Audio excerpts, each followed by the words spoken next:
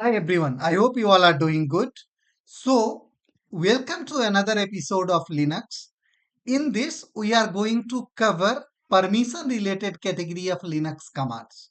And the most important commands among these three is chmod, chown, and chgroup command. So, change mode, change owner, and change group. Now, in this category, first understand chmod command.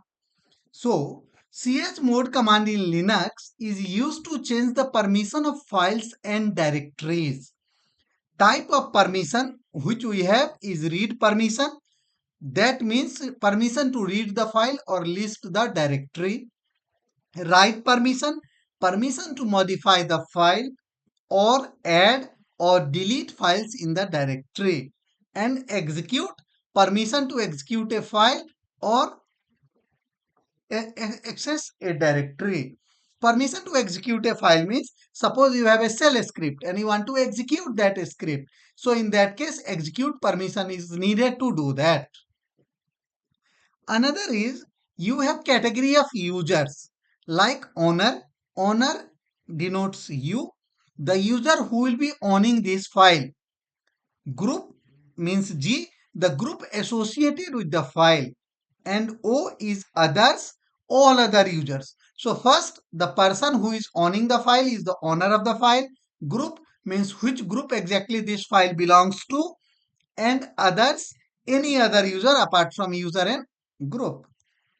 Now, even you have numeric versus symbolic modes. So, numeric mode is read has the value 4, write has value 2, and execute has value of 1. So, if you assign some permissions like 7, so 7 is read, write, and execute. 6 means read and write. 4 plus 1, 5, that is read and execute, and 4 is read only. Example, to set the permission to read, write and execute for owner and read and execute for group and others, you will give 7, 5, 5. Let us see the demo of this first. So, suppose I create a file using touch command. So, touch devops.txt.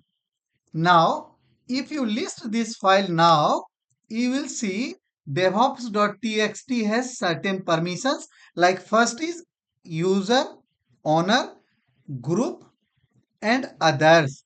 So by default, user means the owner of file who is root has read and write permission.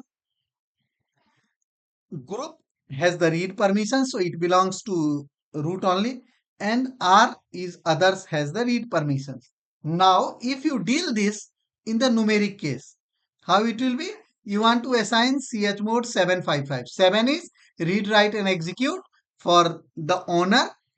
5 is read plus execute for a group, and 5 means read and execute for others. So in this case, read and write is there, but you want to put 7. So you want to do chmod 7. So 7 means here it will come read, write, and one more permission will be added, that will be execute.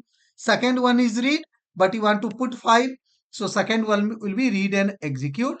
And third one is only read. You want to again put 5. So it should be read and execute. And now your file name. So what will happen? Now again do list. And now you see, so you see, right? Read, write and execute for the owner, read and execute for the group, and read and execute for others. So this way chmod command can be dealt with numeric values, or you can directly use the command plus rw or plus rx like this way. Now again understand 7 means 4. 7 means 4 for read, and then 2 is write, and 1 is execute. So adding read plus write plus execute makes it 7. If it is 5, that means read and execute. If it is 6, means read and write. And if it's 7, then obviously read and write and execute. So I hope you understood how to deal with the permissions. And what are three categories? You have owner, like who owns the file, Group means which group it belongs to, and others, anyone who is not a use owner or not belongs to that group, anybody else. In the symbolic mode, you use the letter like U for owner or user, G for group, and O for others, and A for all. So use plus to add, minus to remove, and equal to set a specific permissions. So ch mode G plus X. So that means you are giving the permissions G plus X here in this case, and this is in the symbolic mode. But to be honest, numeric mode is very easy and you can remember it as well. 777 means read write execute for everyone. 755 means 7 is read write execute, and then 5 is read plus execute, and 5 is again read plus execute. So this way you can deal either with the symbolic mode or the numeric mode. Now you understood CH mode. So CH mode has 777 means all permission to everyone. CH mode has 644. If you do not see the answer, 6 is like 4 plus 2. 4 plus 2 is read and write. So read and write for owner. 4 is read for others, and 4 is read for group and read for others. So owner can read write, group and others can read. CH mode 755, owner can read write execute, group and others can read and execute. And ch mode G minus W file name, remove write permission from group.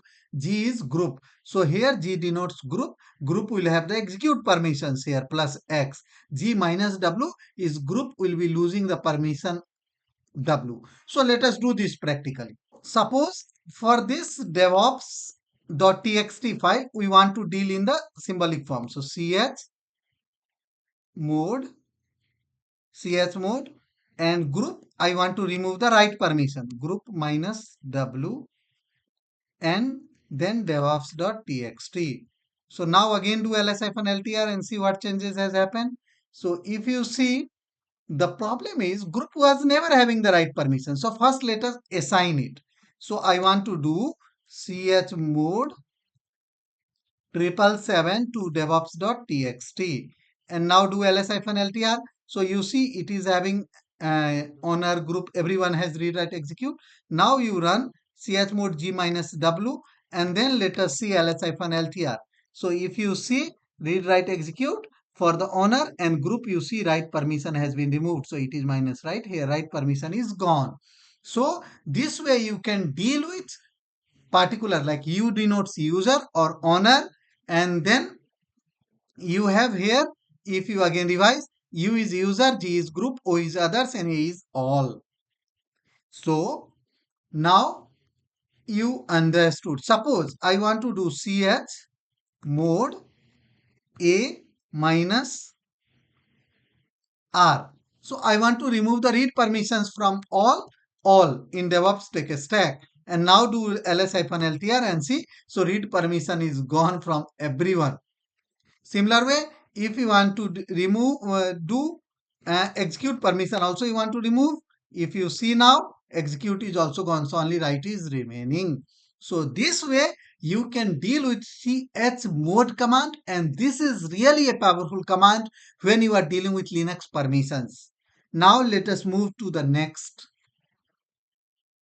So next is chown command. Chown by name itself is change owner. So chown command in Linux is used to change the ownership of files and directories. Understand the ownership, owner and group. Each file or directory has a owner and a group. You can change the owner, the group, or both using chown command. Basic syntax is chown options and then new owner, new group, and the file name. New owner, the new user who will own the file.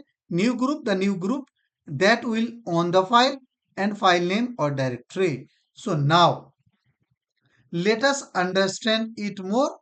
So chown user, and then the file name, change the owner. Chown group, so chown colon group file name. Change both the owner and group. So chown user colon group file name. And recursive change means all the files and folders which is in a particular directory, then chown -r user colon group, and then the directory name. So let us do practically. In this case, you see your user is also root and owner is also root. I want to change it to some another user. So first let us see how many users are available in our system. So cat etc PASSWD will give us the list of users. So you see there is a user called John. Let us now clear the screen and let us do ls-ltr again.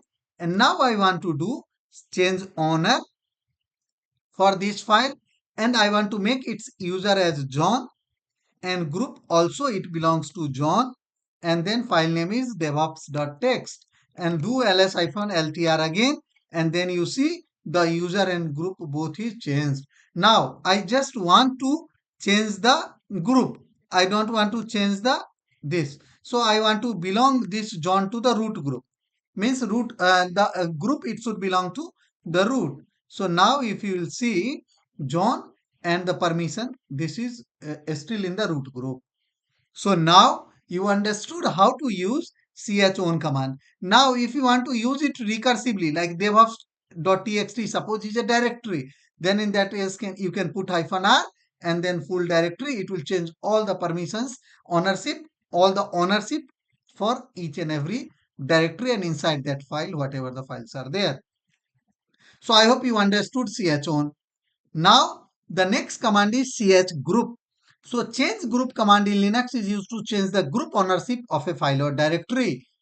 Change group of a single file, change group of multiple files, change group of multiple files recursively. So chgroup -r group name and directory.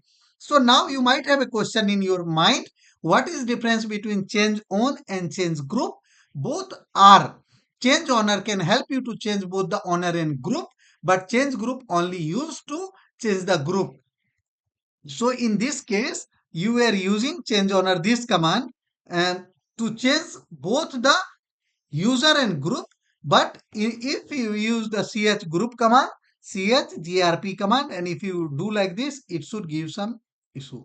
So change group and then change group invalid group. So you got this error. But if you want to change the group of this file to root, so now if you will do ls-ltr, it belongs to the root group. So change group and change owner has only one difference, that is change owner can help you to change both the owner and group, but change group is used to change the group ownership of a file or directory. So that's it about this permission management. If you know these three commands, it's really very easy to maintain the permissions of your files, and which is one of the most security related concepts of Linux. So thank you so much guys for giving your valuable time. Have a wonderful day ahead.